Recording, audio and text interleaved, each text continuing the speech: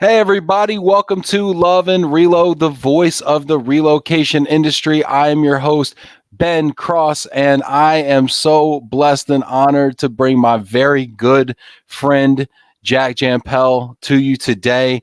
We have a very special, highly anticipated show. We're going to be talking about lump sums. It's going to be a lot of fun. It might get a little wild.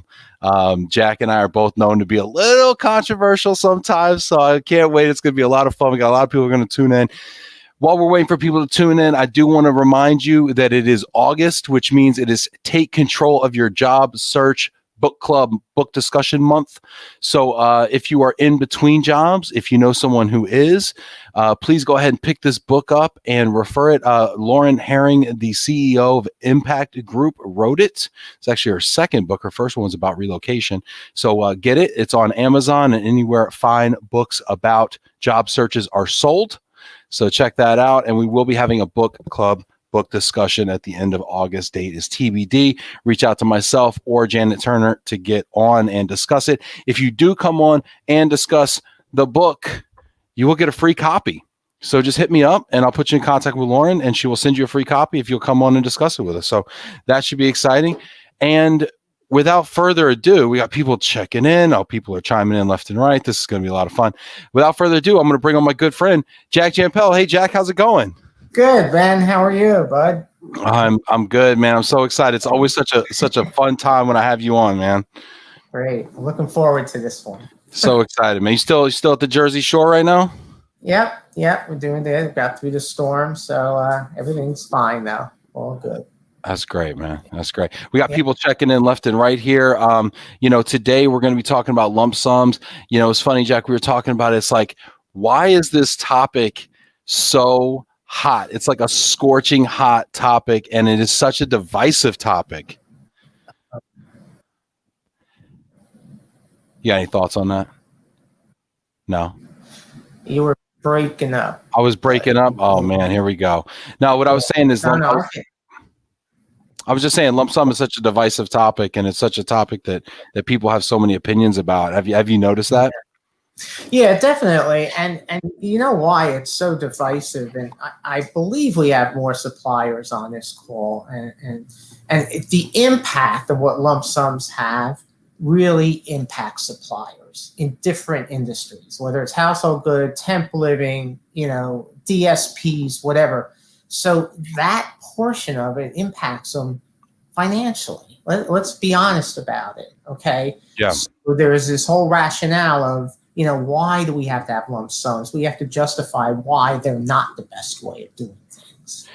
All right, we're going to get into that. We are going to peel this banana every which way. Let's give some shout outs real quick. By the way, if you haven't yet, leave it in the comments. Let us know where you're coming to us from. Give us yourself a shout out, your company a shout out. Say what's up to Jack, all of the above. Also, if you haven't done it already, hit that little heart. Give us a like. It shows Jack some love here. We got Miriam checking in from the Netherlands. Jack and Ben, you rock. Hey, Miriam.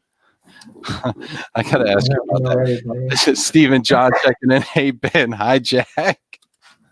What's up, Stephen? Janet Williams. Hi, Ben and Jack. Let the fun begin. My second favorite Janet checking in here. Georgia Angle. Here we go. Very exciting. Oh, look at this. Francine Dresty. Hi, Ben, Jack, and Janet. Another Eagles fan. That's one too many. Yeah, 2-1. Yeah. Oh, my gosh. I'm overwhelmed. Hey, Kelly checking in for Phoenix. Break a leg. Jack's sitting down so he doesn't break a leg. Fernando checking in from Brazil. Looking good. This is going to be great. We got so many people checking in here. Michael Quigley checking in.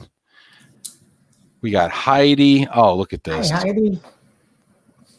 Patricia Ann Pollard. Oh. Casey Gale checking in. Another the Benster and the Jackster. I love it. That might stick. We might need a t-shirt. Chris Roberts. Hi, guys. Molly Feldman. Be kind. Thank you, Molly. I appreciate you setting the table for us.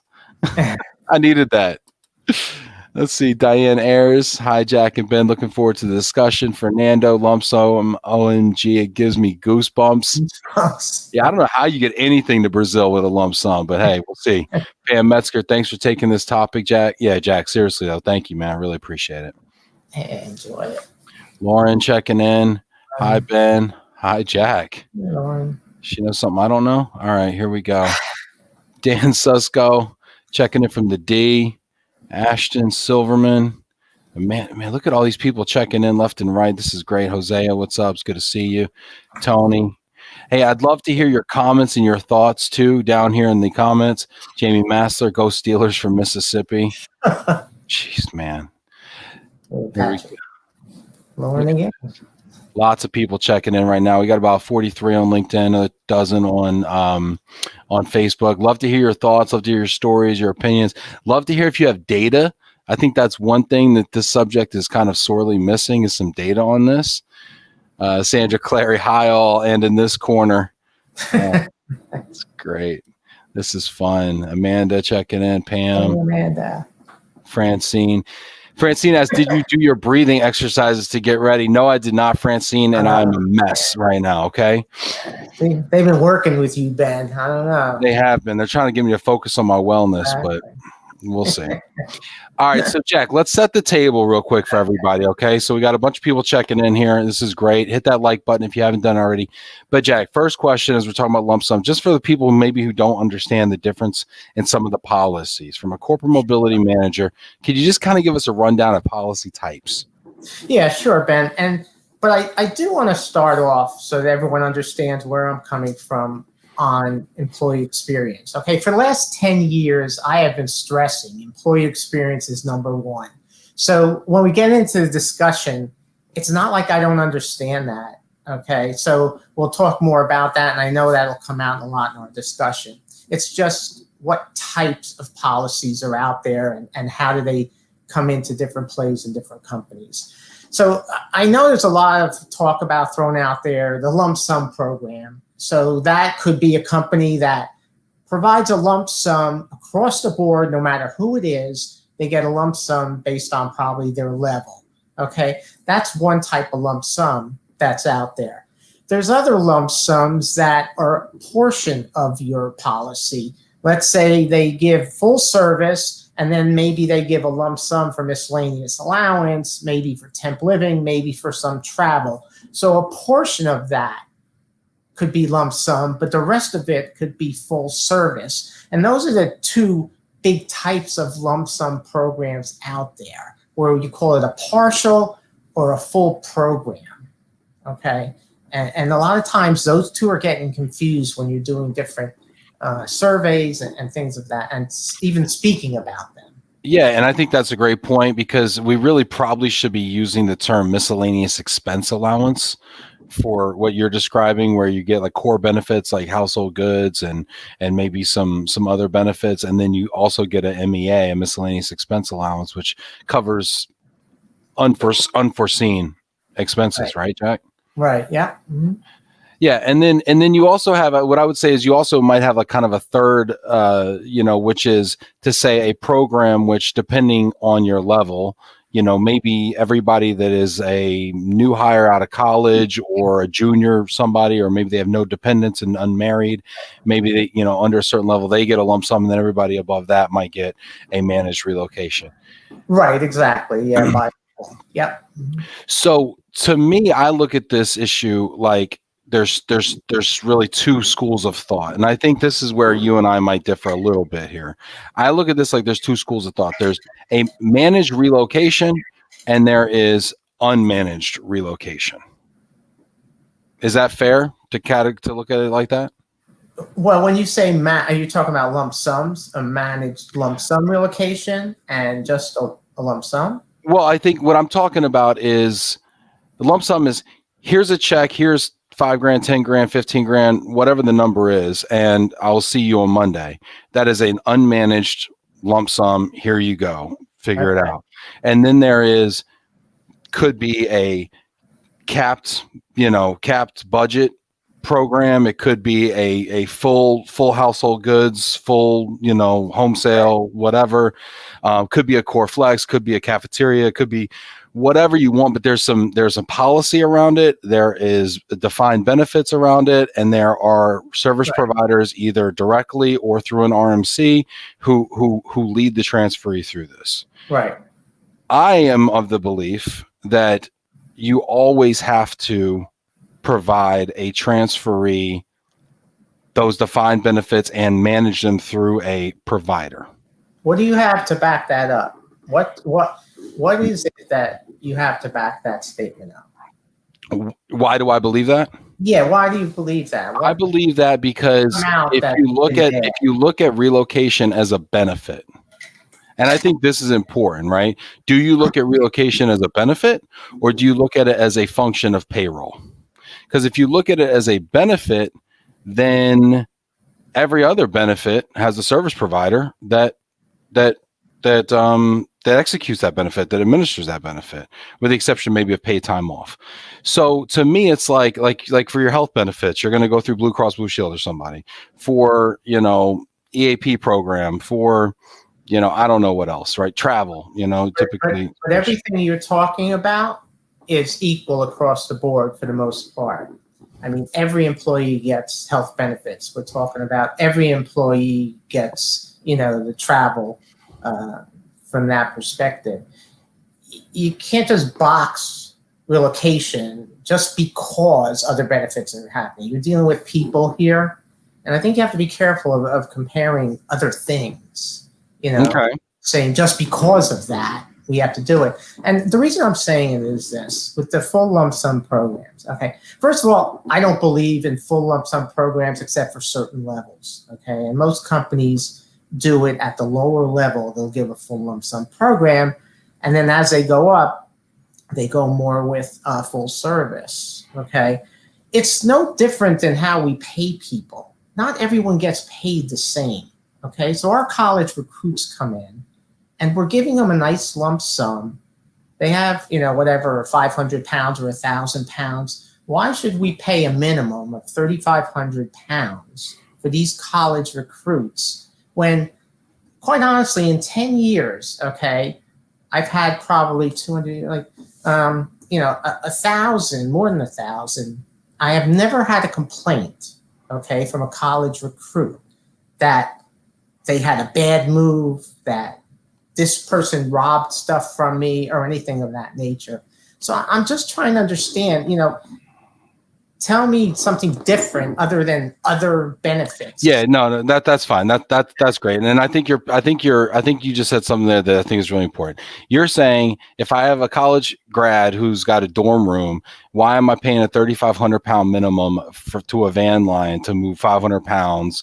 And oh, by the way, the delivery spreads are going to be atrocious, and it just doesn't fit, right? And I think that is fantastic, a fantastic point. And I think what we're doing, and I think this is often what we do, is we use lump sums to circumvent other policy issues, either within the company or within the service provider. In this case, what you're doing is you're circumventing the 3,500 pound minimum for the service provider imposes on you, which, to your point, it does not fit what this transfer is trying to do.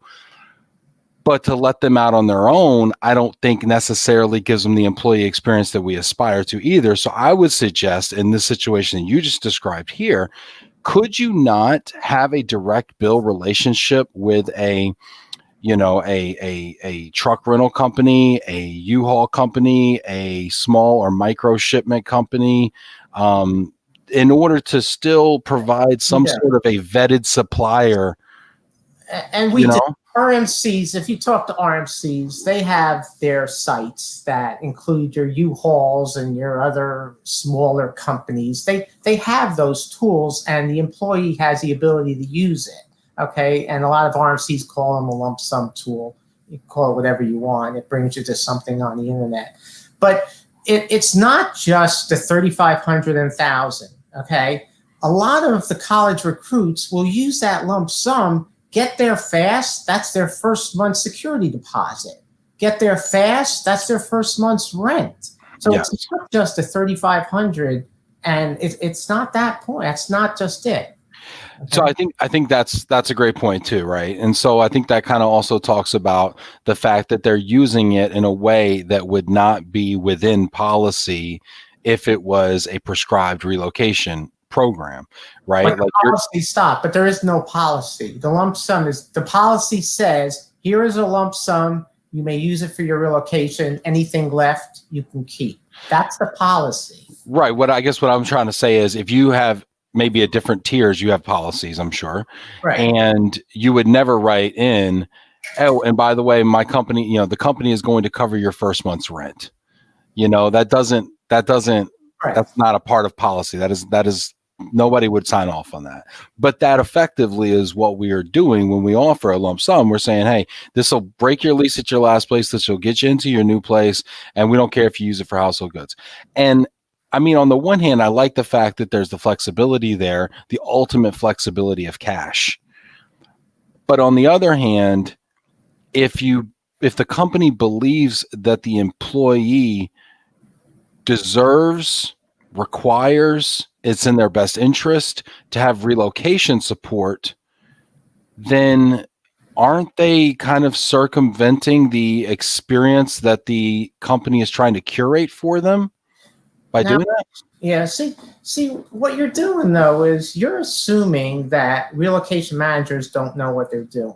Okay, if these things were not working or we were getting complaints, okay, we would of course change them. If I had somebody that call, all of a sudden we had movers stealing stuff and from our college recruits or other things happening to them, of course I would go and look to change it. But if things are working well, okay, and we're not getting bad, things, we're not going to just change it for that reason because, we think they're going to get a better employee experience. We don't know that.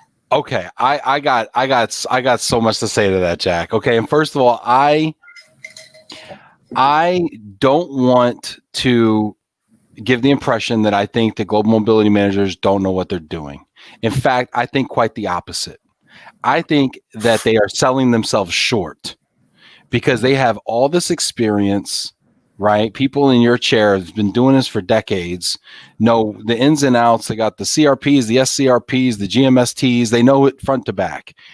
And then we hand somebody cash and say, oh, here, you can do this too. And it's like, yeah, but what about all the knowledge and the experience that's in there? It's like, don't you want to give the employees the benefit of that knowledge and experience? Well, that's like saying we should give everybody stock options. Is that going to be a good experience for everybody? Absolutely. Okay, I run stock options. Why wouldn't I say give everybody stock options? That you're not basing it on data. You're basing it on feelings. Okay, I have two examples. Okay, my sister, she graduates college 2 years ago. She goes to work for an oil and gas company. They give her a $1,500 lump sum, and she's got to be there next Tuesday for training. It's July 20th or something. She is so screwed in this situation. And I said, Chloe, you got to go back to your HR manager and you got to tell them, this is not going to work for me. It's not going to cover the cost. I either need more, I need it grossed up, I need, or I need a move through your relocation. And by the way, they're a large program and they have a relocation company and I need a professional move. I need some more assistance. This isn't going to cut it. I had no options at this point. And she was so deathly afraid to say anything because she's a 22-year-old girl out of college and this is her first job and she just feels lucky to have it. She's not going to complain. She's not going to provide that feedback.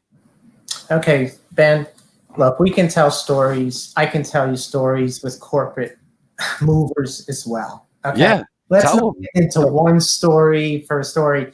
If you want to talk trends, if you want to talk data, and I can give you, like I said, from my experience of, 10 years, I've never had someone come back to me. Why would I change it? Why would I change that? I mean, and it goes farther than that. And let's talk about full lump sum programs because I'm not a supporter of full lump sum programs. Okay, I'm not.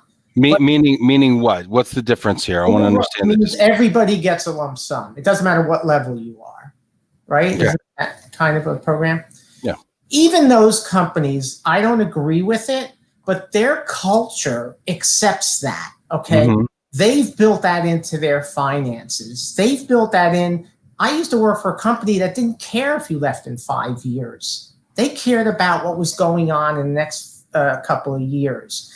So there are companies that are out there that have analyzed this, and it's working for them. So for the relocation industry to come in and base it off of what they think, okay, and let's be honest, why are you, what is your objective? What are the objectives of your suppliers? Let's be honest. What is the objective? Well, I mean, I think where you're going with this is they're trying to sell more services.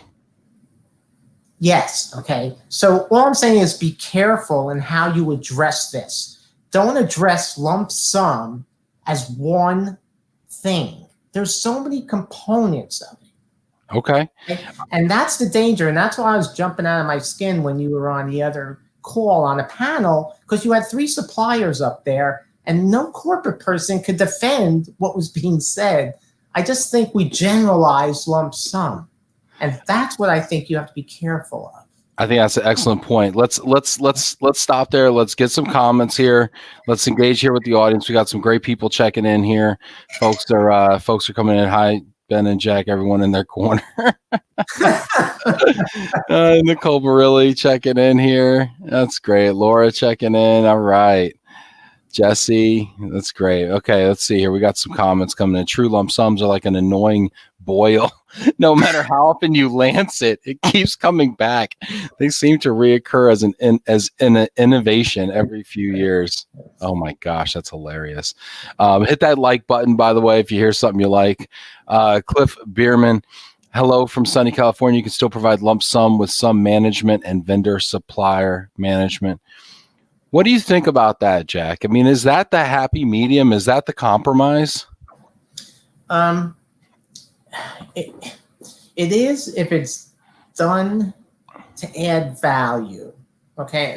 And what I'm saying is this: if you give somebody a lump sum, you have to admit our household goods, we are not the least expensive corporate household goods, correct? Yes, correct. Well, yes and no. I'd like to actually answer this question with real data, real examples. The pricing that you get in the summertime is far better than you could get on the open market from a national reputable carrier. The pricing in the wintertime is probably not as good. That's my opinion on that. But yes. So yeah, I think if it's needed, okay, again, if it's the corporate person that's seeing the need for it, not just identifying that there's a tool out there for managed lump sums. Are you being asked for that? And if you are, then yes, then these tools are valuable. But a lot of times, lump sum on the partial lump sum is that they're intended to do something with it quickly so that they can have left over in their pocket so that they get there quicker. You know what I'd rather see, and let me give you an idea of where I think concentration needs to be that I'm against. The managed lump sum programs and the cap on household goods move, okay? If you wanted to really look at something and really analyze it, I wonder how many caps on household goods do they end up paying out over that cap? And does it give bad employee experience? And then at the end of the day, you probably pay it out anyway. So how many exceptions are we doing on these caps, right? Yeah, because it's tough. I can't imagine saying to an employee, "Oh, okay, the cap is $10,000. It's a $15,000 move. We told you who to use, so you owe us $5,000 plus the gross up on that." I mean, so that's where it's tough. That's where it's tough. Yeah, I can see that, right? You tell them who to use, and then it goes over the cap, right? I mean, right. But I think you could offer even offer a list of vetted suppliers who have some accountability to the program, to the mobility manager, where there's at least a relationship there. I mean, gosh, I get leads from real estate agents all the time as a moving company, and I take better care of them. I follow up. I make sure to report back, and God forbid there's an issue, I'm accountable to that person that gave me that lead, even though they're not paying for it. And I think just even that step helps so much. I know you don't like stories, Jack, but here we go. I know. I like them. Don't use it to try to convince. Okay. This story has no bearing on my argument, okay? Sidebar. Yesterday, I had one of my RMC clients call me up. It was 10 minutes before I went live on Love and Relo. 10 minutes before, and I'm like, yes, yeah, what's up? What's going on? They're like, we got a transferee. She decided to go outside of our network, and for some reason, she decided to go get her own mover. She goes on the internet. She uses Purple Heart Moving Group, i.e., an internet broker out of South Florida. They then sub it out and sell that lead off to Western Van Lines, another internet carrier out of Fort Lauderdale, and now it's stuck in Missouri. It's been there for 4 weeks. It's not moving. She's not getting any responses. Can you go pick it up? And I'm like, no, I can't pick it up. It's like the middle of summer right now. And I'm sorry, I can't like save the day. And they're like, well, don't worry, money's no object. Just get it going. And I'm like, that's great. I wish you would have told me money's no object and sent the initiation over like 2 months ago, and we would have got them taken care of. But now you can't put the toothpaste back in the tube, Right. And so I ended up escalating it to the Federal Motor Carrier Safety Administration, to Monique Riddick, who was on the show on Monday, the chief of investigations, to say, hey, Monique, can you get this thing moving and make sure they don't get held hostage? But I mean, it's so hard to do anything after the fact.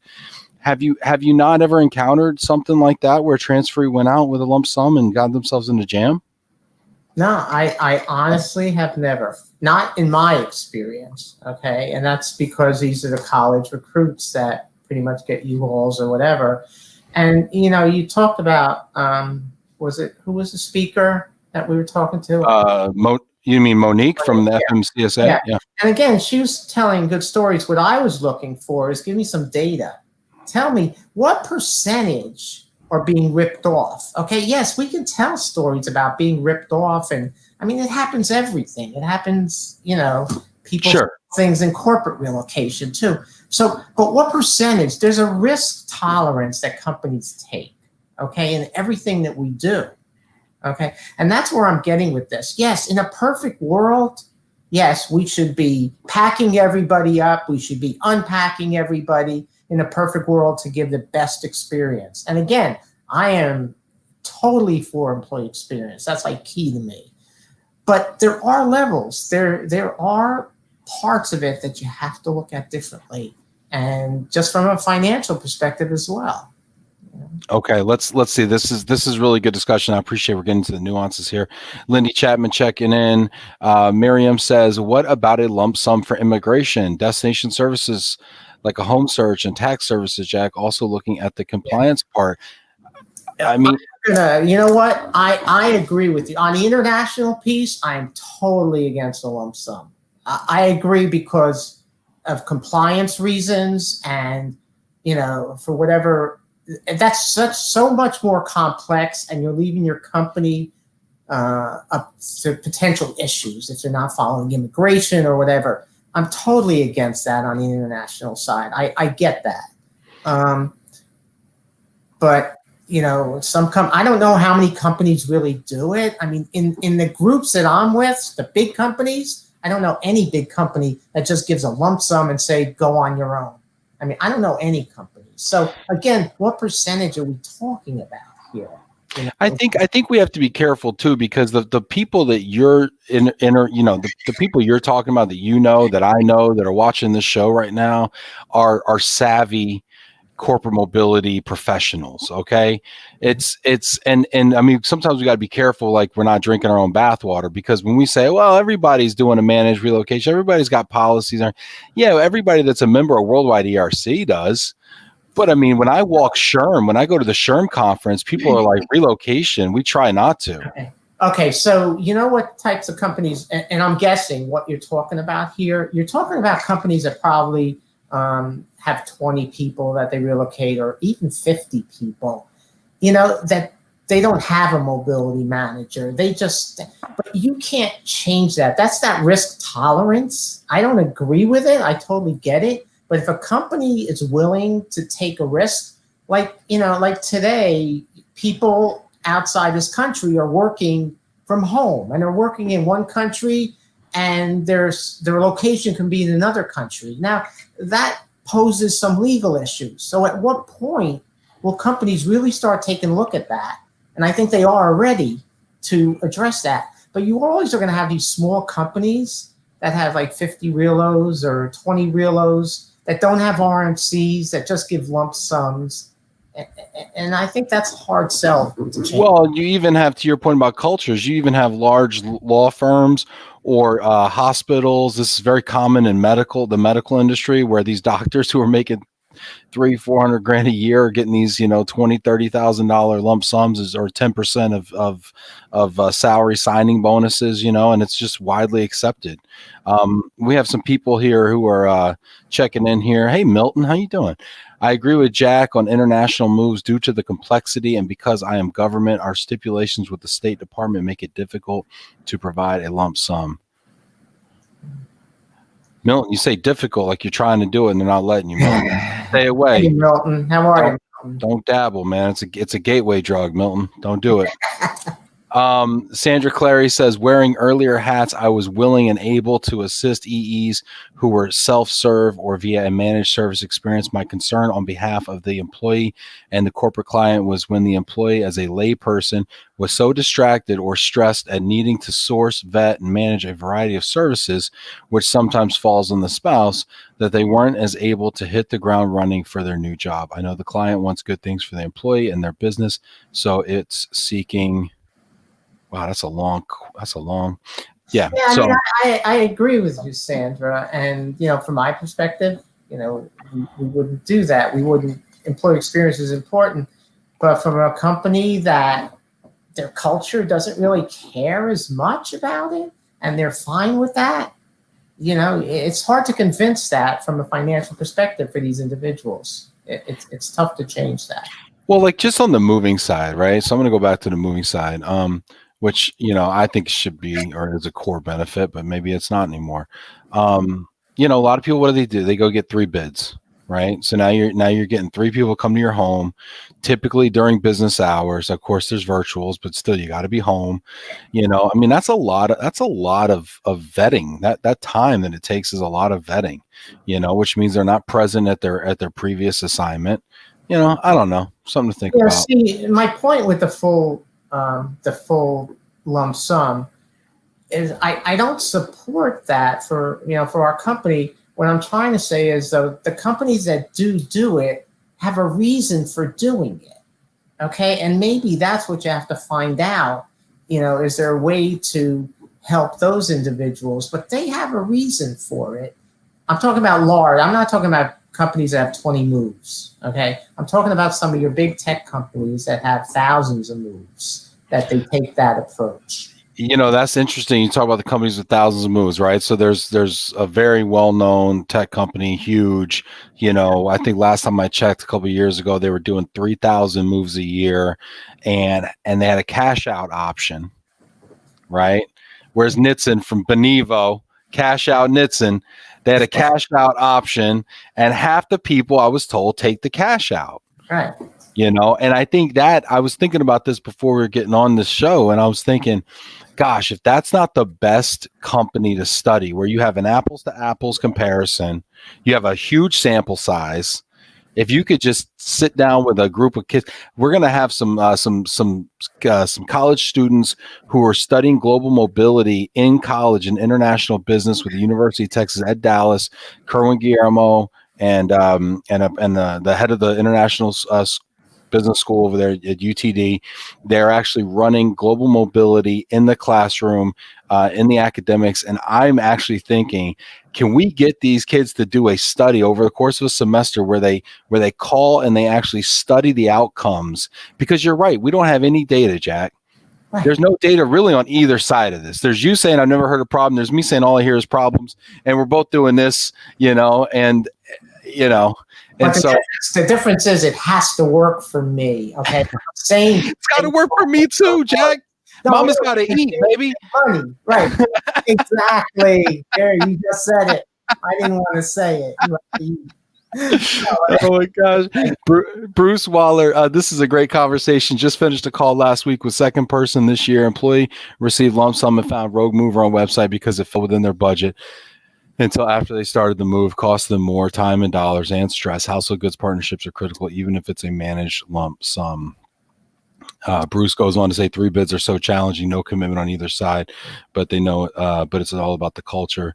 Jim Brooks chiming in here. All the movers are coming out of the woodwork, Jack. This is our worst nightmare, Jack.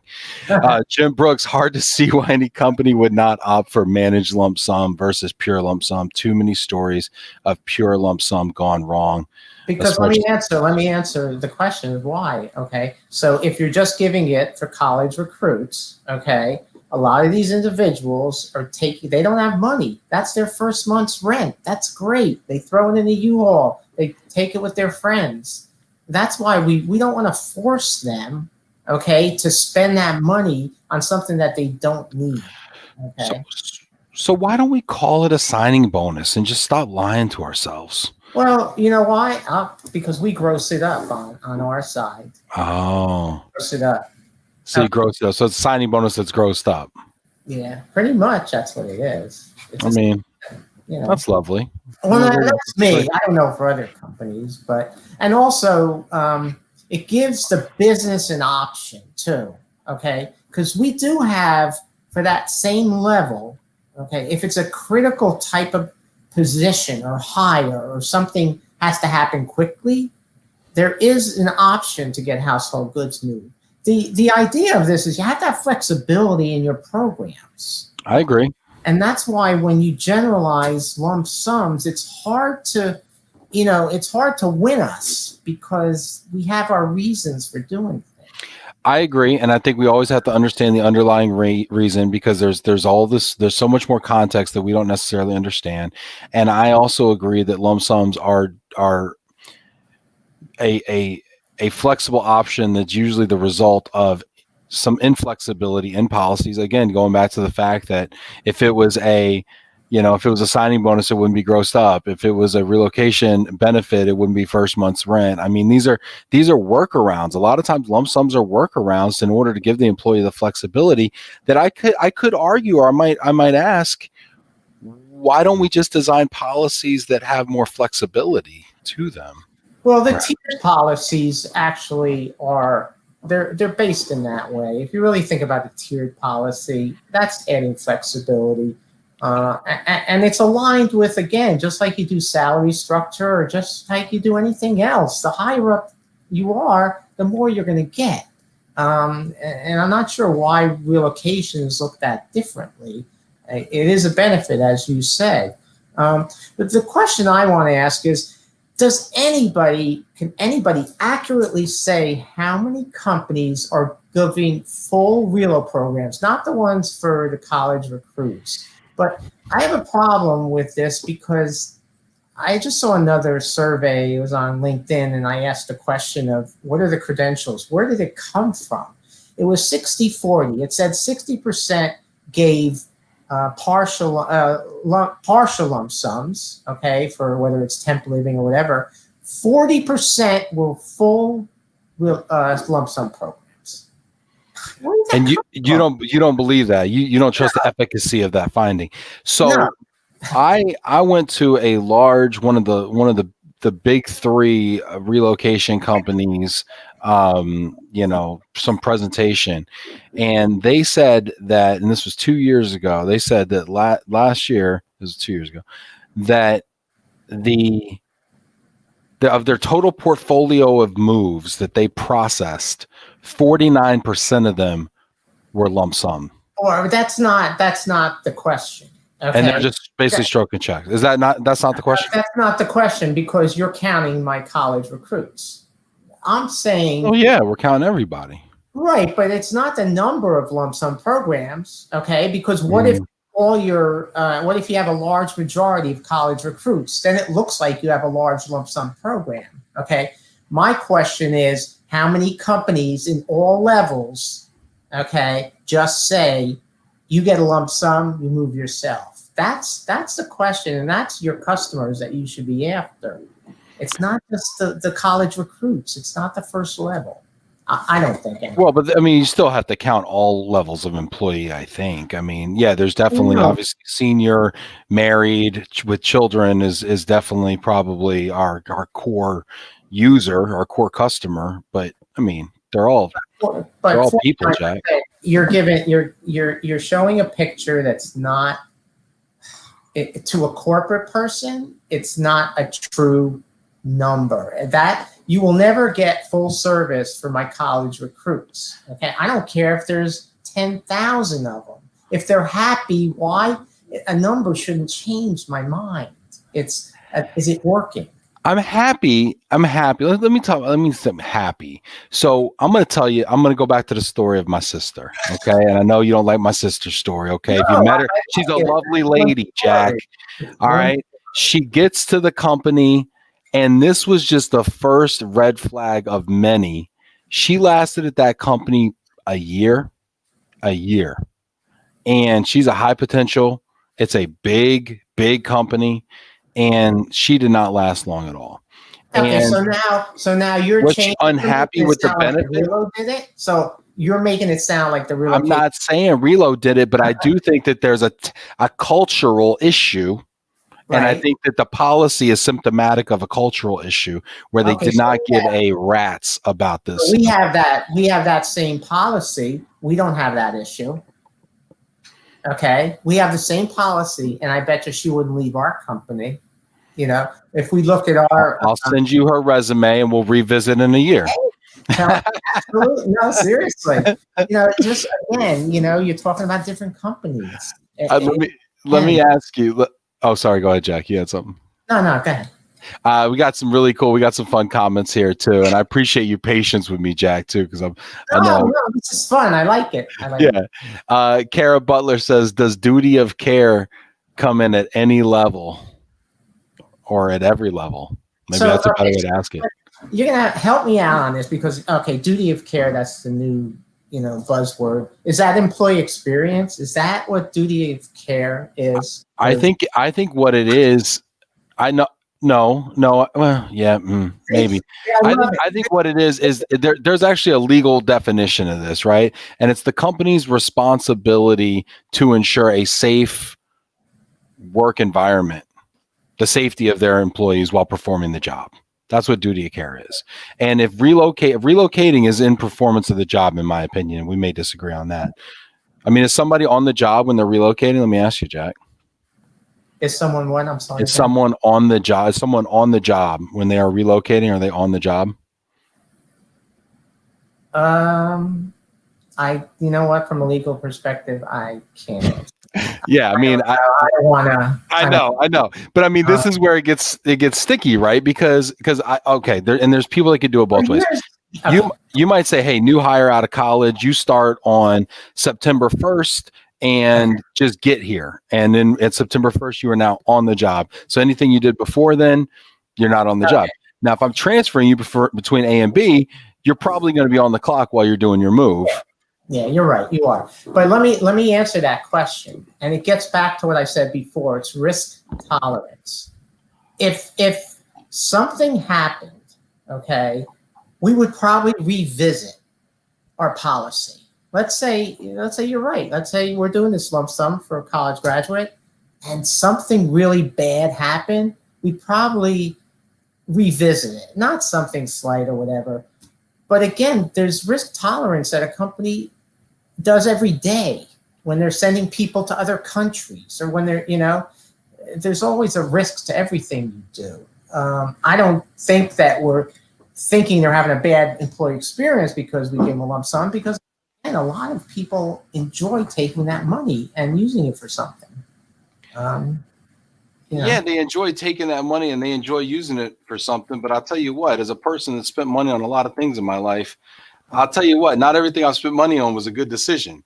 And do people really understand what the risk is? Sorry, do people really understand what the risk is? We say risk tolerance, and we're weighing the two, right? We're like, they had a bad move, but do we understand that the risk might be that? That could be the risk. That is legitimately what could happen to somebody if they do their own move, and if they're on the job while they're doing it. All right, you're doing stories again. I can show you corporate moves where the trucks were in accidents. I can show you corporate moves. But I bet you a transferee never died in a North American Van Lines truck.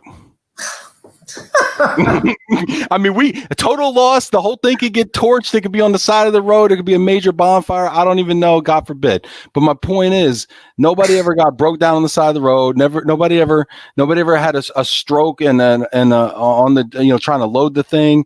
At least one of your transferees did, and maybe one of my guys, I don't know. But my point is, I mean, I think that the risk is greater than when we do the calculus in our head. I know what you're talking about, and we all do this every day when we get in our car and drive to work in the morning. But my point is, I don't think we understand what the true risk might be. That's all I'm saying. Well, you know what? And sometimes it takes something to happen. And I don't mean to sound, cold or anything, but sometimes you don't learn something until something bad happens. It's not the best way, but you can't just do things on the anticipation of something bad happening. Yeah. No. Yeah. I guess. I mean, I wear a mask. Every day when I'm in the office. Yeah. I'm trying not to die over here. Let's see. But I think no. Go ahead. Well, William Keating's coming to your defense here, okay?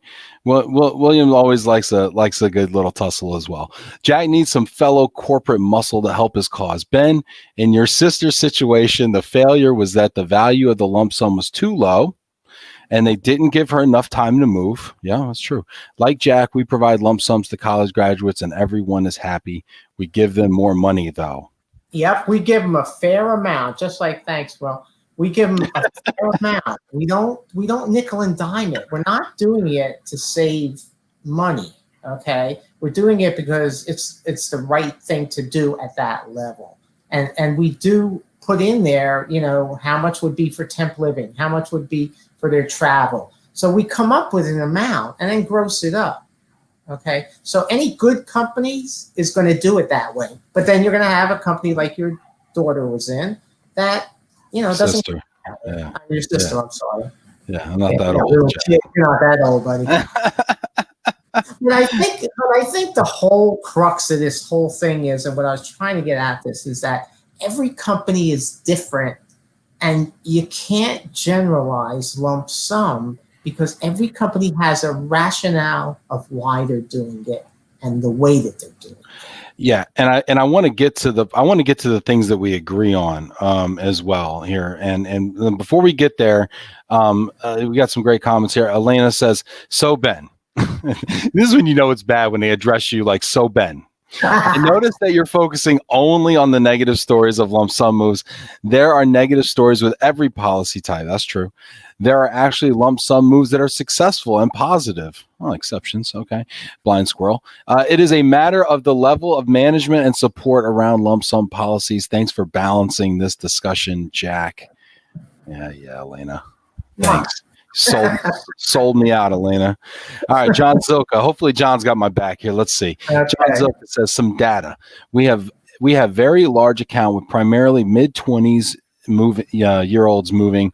Policy is managed household goods plus miscellaneous expense allowance. Vetted small shipment movers used from our supply chain, low cost, highest satisfaction ratings we get because it's all taken care of for the 20-year-olds. If the client actually believes in the culture of relocation benefits, which not all do, by the way, why should this not be the bare bones policy for any real relocation program? Everyone has stuff to move. Even U-Haul can be managed. Use the supply chain. John, do you have a minimum weight though when you have these moves? If he's using a small shipment, he may have like a minimum container size. He may have a minimum truck rental size.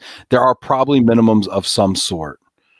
Now, there are other companies too, Jack, to your point, and I wonder if you would reconsider if there are companies out there that are doing these like micro shipments, like 500 pounders, like you get an air shipment D container or something like that, and you fill it up with 500 pounds of dorm room stuff and computers and whatever, and you ship it, even like via air.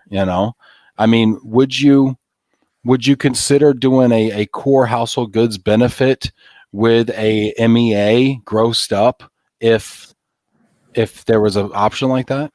I mean, if there truly was, but I always, we use an audit company that, when the containerized shipments started coming in, and and it talked about how much less expensive it's going to be and less amount of timing.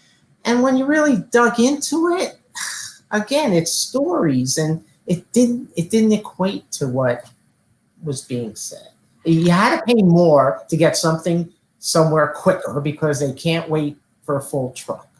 Okay. Yes. No minimum. There are micro shippers out there. What do you mean micro shippers? Yeah, that's like a new thing. So, the small shipment solutions, well, these are like smaller than small. Like to your point, even the small shipment guys weren't that small, and they kind of still had minimums. These are like literally go in and 500 pounds or, a few duffel bags in a computer or something like that, Well, I have a hard time understanding how they can travel from New Jersey to Florida and it'd be less expensive than a regular household good mover. That's with 500 pounds. I mean, yeah. Well, I mean, it can be done. If it could be done, it can be done. It can be faster, but I mean, you're still going to get down in that 1,500 range, and you're going to have people, and we've all heard this before. Well, my stuff isn't even worth that, so why am I paying to ship it? Right? Give me the money. And you know what? That's hard. That's a hard argument. Very entertaining conversation, Ben and Jack. Thank you both for sharing your wisdom and perspective with the mobility community. Let's see here. Michael Quigley, pandering yet again. Jack, it sounds like you have it under control. Your RMC policy advisors are doing a great job. Thank you, Michael. Prashant, Elena. By the way, my RMC does not like that we have some programs, but they understand that is part of my program. So you take my program with that, and you're not going to make as much money on that, but that's part of my strategy. I'm the client, okay? I know, and you need to eat. I know, Ben. I know, my mama's got to eat, but no, I mean, you are the client. I think that's another great message, by the way, too, is if you're a corporate mobility person and you're watching this right now, I mean, do remember you are the client. So you do get to say at the end of the day, I might scream up and down about it, and go on the internet and talk about you. But, at the end of the day, you do get to direct, what you do. And that's probably the only thing that irritates me more than lump sums is people that don't actually feel like they can tell their suppliers what to do, So, Viva Van Bakel, been a great show. Go ahead.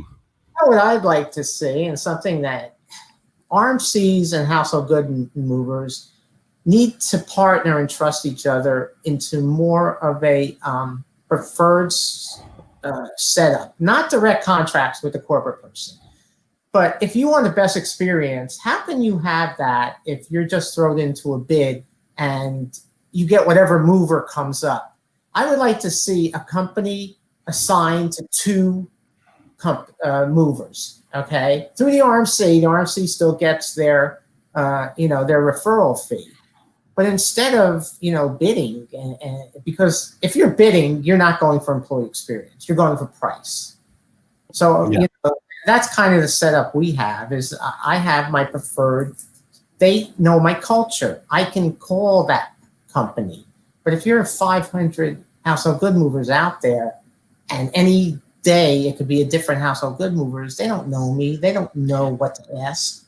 And when they get that initiation for that employee that you're managing, they probably do a little bit better of a job than just average. They probably think twice about who they assign, what driver. They probably, because they know they're going to hear about it from Jack if it goes sideways, and they don't want to do that. And I think that relationship, I love what you're saying there, Jack, because you're still talking about the relationship and the fact that there's some accountability to you by the supplier. Why? I mean, we're kind of going on a sidebar, but I mean, this is great. Why don't more mobility managers direct their suppliers, do you think? Because they don't understand it. And I'm going to give you when I used to work for Wyeth, there were people trying to sell me on this. And I just said, it's going to be more work. I don't want to deal with it, blah, blah, blah. But at the end of the day, it's not more work. It's still the contract is held with the RMC. Okay, you can go direct, but let the RMC hold it. But just assign two companies that deal with your one company, okay? But there's this trust issue. There's I don't know why they're not doing this. When they think they can't tell the RMC how to do their business, I think that's part of it as well. I guess, but it would help in employee experience. It definitely helps in my and other companies I know that use preferred suppliers. It definitely helps in their experiences. But I think a lot of people think it's a lot more work when you have that. They think you're going to have a lot more work as a mobility manager. Let's see here. Amanda says, Jack, spot on about no more multiple bids, partnership at every level. Vinny saying, amen, Jack. It's the Church of Jack over here. Preach, Jack. Lindy. All right, let's see what Lindy's got to say. Ben Cross, anytime to use my name, you know it's going to be bad. Ben Cross, it's not about the money. It's about support that goes beyond the physical. Our most challenging moves had nothing to do with the price tag. It's about employee support, why I'm such a fan of Lynn Greenberg at Pivot, as well as other technology that ensures the employee's emotional and social needs are met. Jack, do you feel like every time somebody weighs in on this, they have an economic agenda, right? They always got an angle. They're always pitching, hey, I believe such and such and such as, and oh, by the way, buy this, right? Doesn't it always feel like that? I want to show you what I was going to wear, but I didn't. Hold on. Please. Yeah. Oh, man. It's good. We're doing some costuming, a little role play maybe. This is great. Oh, there we go. Hey, it's all about the Benjamins, baby. I was going to wear this, and I said, no, that's just being too. No, I think that's love. What is that? Your Jersey Shore? Is that your club night shirt? What is that? It's money. Okay? At the end of the day, you're in business, and I understand that. But there's a partnership. There's a relationship. But I will also say this, right? Because I think salespeople get a bad rap, and I'm going to say this in defense of salespeople. Since just because somebody sold you something doesn't mean it's not good for you. Everything in the world is bought. Okay. And we need services and we need goods, right? So just because there's a salesperson that provided something to you doesn't mean that it's necessarily a bad thing. You're right. You're absolutely right. And I think most of the comments that are coming out are really trying to help. I'm not saying they're not. It's definitely trying to help. I love you, Mike Quigley. Lynn Griffiths. So the question seems to be, how can we help those taking or offering lump sums access vetted services with guarantees and protocols focused on their assignee and their need for flexibility?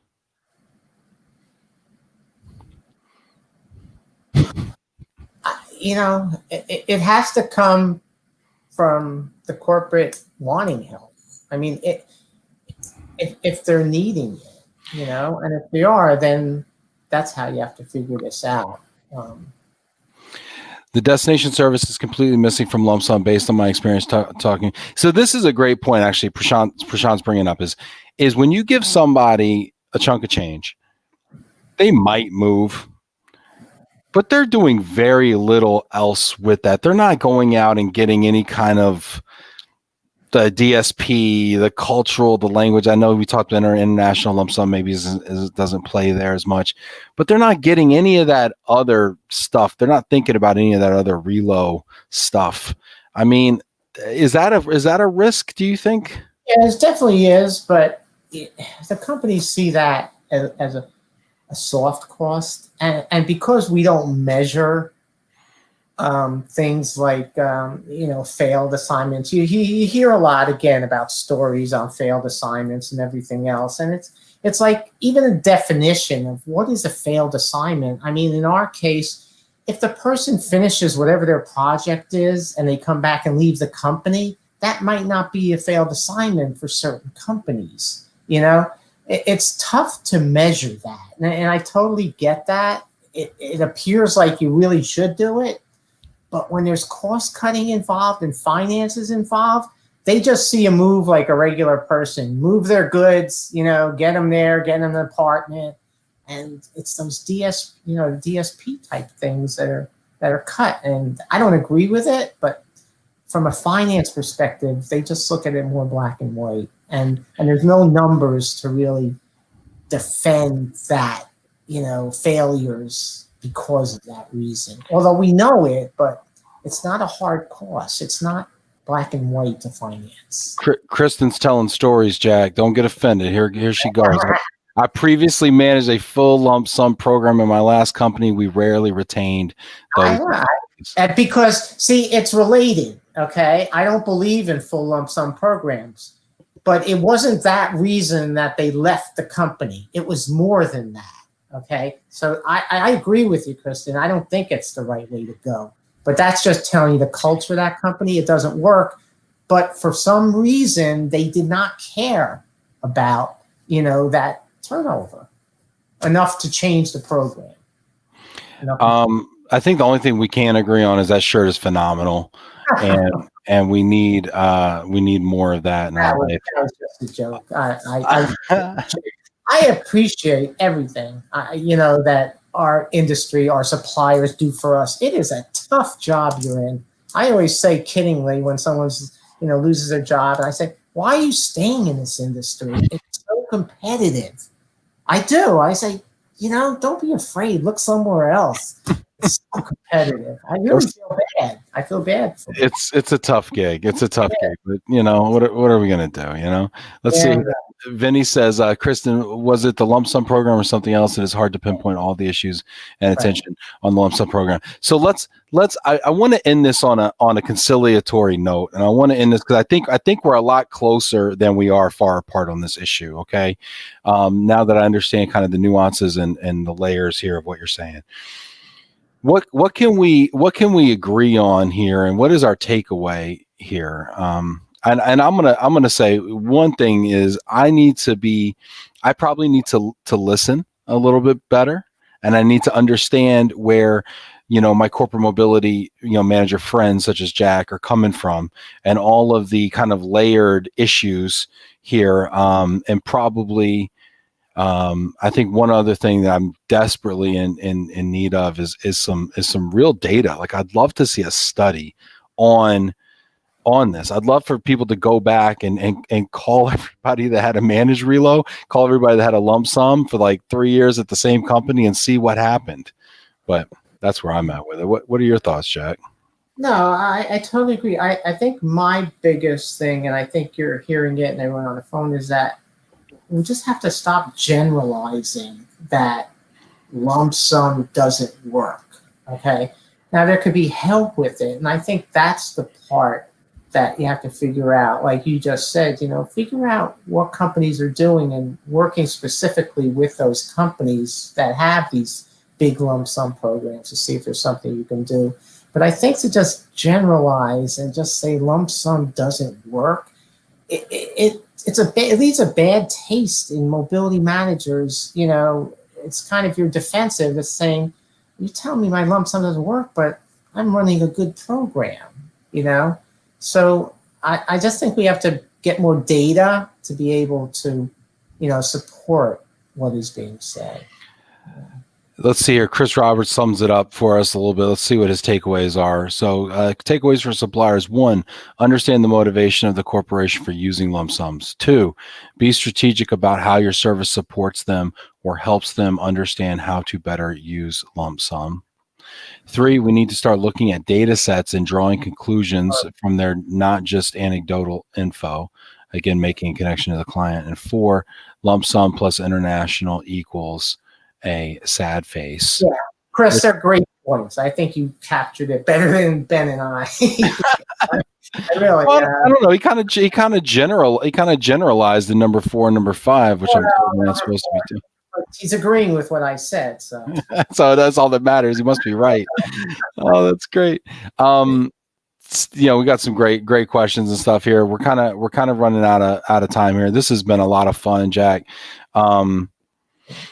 This has been a lot of fun. I really appreciated being able to dig in here. I really loved all the comments and the questions and the stories in the comments. I love being able to dig into these things with you, Jack. Thank you for being here today. This has been great. Hey, what's the next controversial topic we want to do? Come on. I think we need to do. You know what, Jack? I want to talk about this. Are we going to do the RFP thing? I want to do that. We're going to do that in a very big way, and I want to do it at the IM conference. Oh, that's a great idea. When is Yeah, the IAM conference is, I believe, October 18th. For those of you who don't know, that's International Association of Movers. I want to have Jack come and tell me what you think about this idea. Throw it in the comments. I want to have Jack put together a panel, or help me put together a panel of, corporate mobility programs that have done RFPs for household goods, primarily, who have done RFPs recently, and the different ways that you can put RFPs together. Because some of these RFPs we're seeing today and some of these procurement mindsets in mobility right now, to me, is a broken process. Jack, what do you think? I think this is a great idea, and I'm sure we can get a panel together on that. I think talking about that, and also maybe the preferred partnership relationship, and how the benefits of doing things like that might be a good topic. And I think they go hand in hand, right? Because, you can decide to procure directly from household goods providers. You can decide to procure just through RMCs, and they hold the contract, to your point, right? And these are all different philosophies. Okay, sounds great. Fantastic. Awesome. Thanks, everybody. I appreciate you. Jack, again, thank you so much, friend. I appreciate you. Hey, take care, bud. Take care.